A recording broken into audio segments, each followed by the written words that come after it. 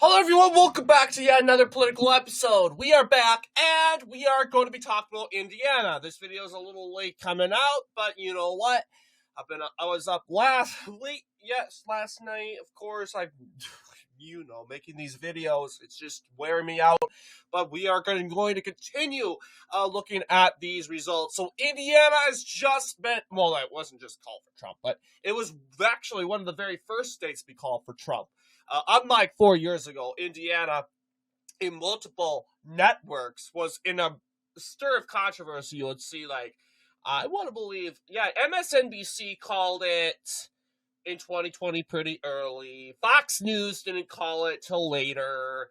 New York Times, I'm not sure about the New York Times. I know the AP actually called it later. And actually, everyone was all in agreement that Indiana would go to Trump right away, along with Kentucky. So that was a great sign that there was going to be a very good night for Trump. And you can see, obviously, how the night's going to go with your own states. Like, if your states aren't being called, the red states aren't being called, like, right now, then, okay, you probably have a problem.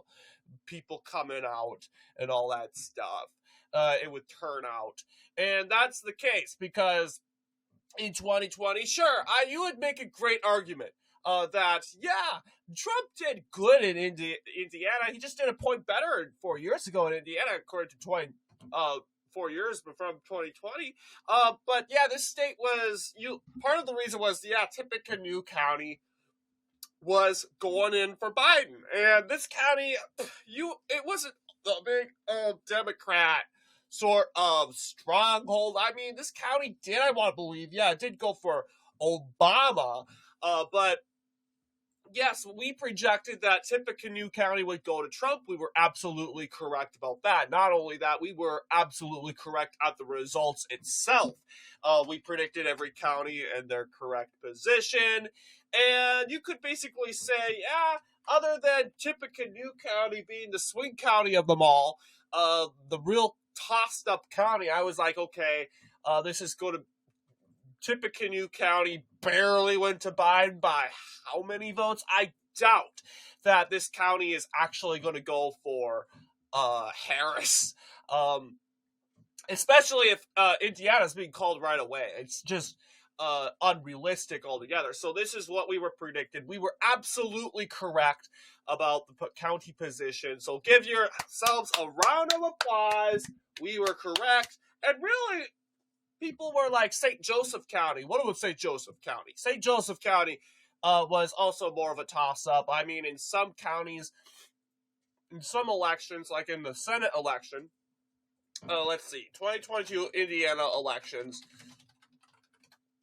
because despite having the governor's race in Indiana this year, Indiana had some state races also. Todd Young, of course, won that election, and he carried St. Joseph County. I'm thinking, okay, and he actually carried around the same margin as Trump. He carried in the state of Indiana by the same margin as Trump. You were like, okay, this probably means that, you know what, St. Joseph County. So I knew that Tippecanoe County would go for Trump, no doubt about it. But it was the question, St. Joseph County was in question. But St. Joseph County has a lot of registered Democrats, even though it has swung to the right by a lot. We can actually look at that. But let's go ahead.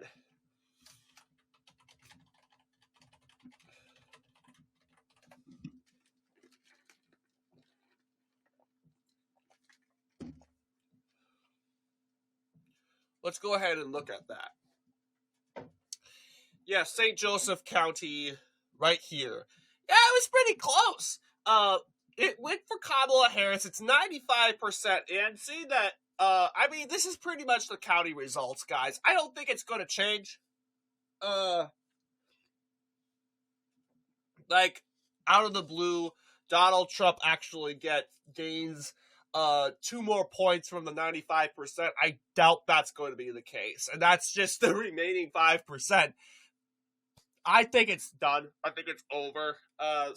St. Joseph County. We can actually look at that. St. Joseph County.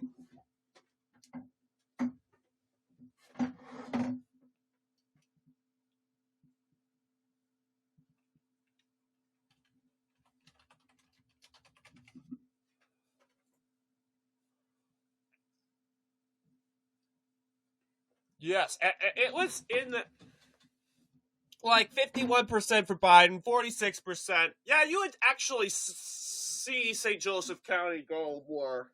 And question you, and you would think, according to how much Indiana went to Trump, I mean, it went to Trump by like 1 point, believe it or not. I mean, it's Indiana. You would have make, oh yeah, also it was pretty close in Tippecanoe. I actually thought, I'm surprised by Tippecanoe County, guys. I am surprised. Tippecanoe County barely went to Trump. Barely. I mean, there is still, is there a chance that Kamala Harris gains a couple more votes? Yeah, it's 95% in. But yeah, Tippecanoe County was pretty disappointing. I mean, it's a county, but come on. Tippecanoe County is just, yeah, it literally almost went to Harris, like by 0.1%. I thought we were all in agreement that Tippecanoe County would go, like, okay. Yeah, it was a very close result even in 2020. So you'd think, oh yeah, that would definitely be the case. Then again, it did vote against Mike Braun in the gubernatorial election. So yeah, it is definitely a swing county. It is not really 100% backing for Republicans. We still have to see how this county votes at the end of the day, but then again, I think it's pretty much in for Republicans. 95% in. Let's see if the AP called the county. Because if the AP called the county, then we can officially say, yeah, Tippecanoe is in for more years. Well, it will be in the hands of Republicans for 4 years, which will be great. Which,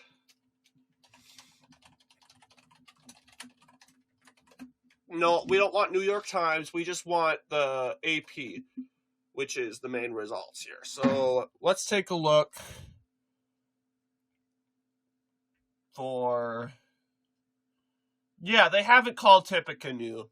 I mean, yeah, they're still holding on to Tippecanoe. The counties around it, though, have been called for Trump. No surprise. They haven't called St. Joe's yet. 99% in. The AP is telling us a different story. And the fact that Tippecanoe is still red tells us, yeah, it's probably going to hang in for Trump. But that's why it's kind of looking like.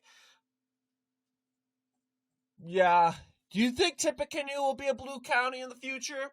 Possibly. I don't know what made it decide to go Democrat all of a sudden. Like, okay, yeah, Tippecanoe, 186,000 people. Lafayette is 70,000 people. That's probably why it's so Democrat. That does make sense. Lafayette, big city. Like, yeah, that does make sense, actually. That's more people than the cities out of the Twin Cities that are technically Democrat cities in Minnesota. So, makes sense. But yeah, I could see definitely Tippecanoe being a Democrat county in the future. But yeah, this is what we predicted. We were spot on, despite us actually not expecting that Tippecanoe would actually go less for Donald Trump than what we were hoping and expecting. We lucked out mostly in St. Joe's. We actually said, you know what? We can't really deny that St. Joseph County has had a big streak for Democrats. Let's see. Big streak. Did vote for Obama. Yeah. 1992. It was interrupted in 2004. It continued in 2008 when, of course, St. Joseph helped Obama win the state in 2008. And with that being said, St. Joseph's County voted for Obama in a landslide. Not so much into 2012. He barely carried it by 3 points. That was a huge swing to the right. It was a close race in 2016, and in 2020, yeah, Biden gained a little bit. And you would think, this county could possibly go to Trump. I actually did think in some circumstances this county would go for Trump. Did it go to Trump? No, apparently it didn't. But it did go for Kamala Harris by 2 points. It is more of a compatible county of interest. It did go for, of course, like we took Todd Young in 2022. It does go Republican in some federal and state elections in Indiana. So that's interestingly enough. But anyway, that's pretty much our results and coverage of Indiana. So what do you guys think in regards to our analysis? Let me know down below. And as always, I'll see you all in the next political episode.